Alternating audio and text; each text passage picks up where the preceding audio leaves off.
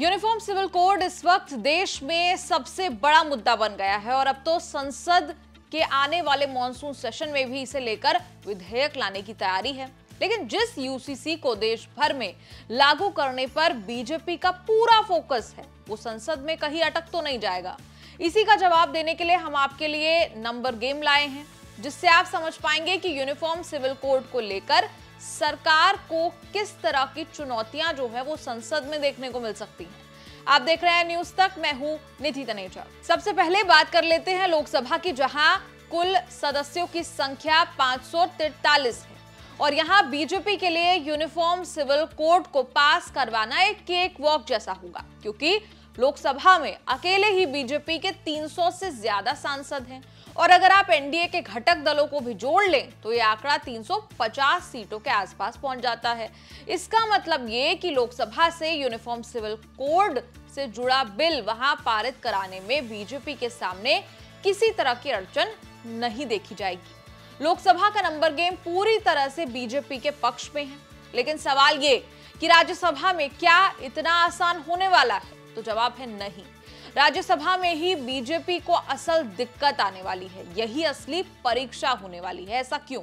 आइए समझते हैं। राज्यसभा में कुल सीटें हैं 245, जिसमें से 8 खाली हैं। मतलब ये कि कुल सदस्य संख्या 237 है। यानी इस संख्या बल के हिसाब से राज्यसभा में अगर सरकार को बिल पास करना है तो 119 सदस्यों का समर्थन चाहिए। और आपको बता दें कि अभी भाजपा के राज्यसभा में कुल 91 सांसद हैं और अगर आप इसमें बीजेपी के गठबंधन सहयोगियों को भी जोड़ लें, उनकी सीटें मिला लें, तो संख्या बल 108 तक पहुंचता है, लेकिन चाहिए 119 का साथ। ऐसे में 11 और सांसदों के समर्थन की जरूरत होगी और अब इसमें किस किस समर्थन की पॉसिबिलिटी हो सकती है, ये जरा आप देख लें। अब हाल ही में आपको याद होगा, आम आदमी पार्टी के नेता संदीप पाठक ने यूसीसी को इन प्रिंसिपल समर्थन देने की बात कही थी। यानी अगर इस बात को मान लिया जाए कि आप आम आदमी पार्टी संसद में यूसीसी का समर्थन करेगी तो भाजपा की मदद हो सकती है। वो इसलिए क्योंकि आम आदमी पार्टी के राज्यसभा में 10 सांसद हैं। वहीं शिवसेना यूबीटी भी यूसीसी के मुद्दे पर सरकार के समर्थन में है और उनके भी 3 सांसद समर्थन अगर देते हैं तो बीजेपी के लिए राज्यसभा में भी राह आसान होती चली जाएगी। आपको बता दें, ये नंबर गेम हम आप उस आधार पर बता रहे हैं जिस हिसाब से अब तक पार्टियों ने समर्थन देने की बात कही है। राजनीति है, कुछ भी बदल सकता है।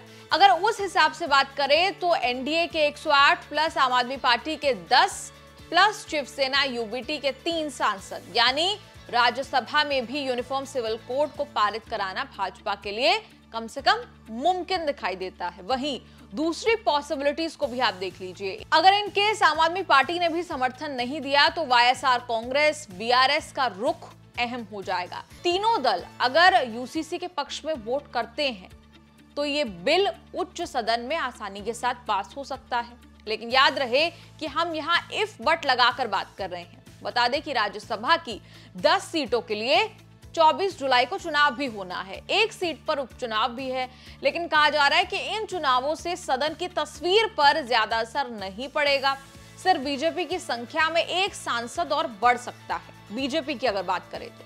अंत में आपको यह भी बता दें कि राज्यसभा, जहां सरकार की असली परीक्षा राज्यसभा में होगी, वहां किसके कितने सांसद हैं। यहां कांग्रेस के अभी आपको बता दें 31 सांसद हैं, टीएमसी के 12 हैं, डीएमके के 10, जेडीयू के 5, एनसीपी के 4, शिवसेना यूबीटी के 3, सपा के 3, इंडियन यूनियन मुस्लिम लीग के आईयूएमएल के 1, लेफ्ट पार्टियों के 2, झारखंड मुक्ति मोर्चा के 2, केरल कांग्रेस एम के 1, राष्ट्रीय जनता दल के 6 सांसद हैं।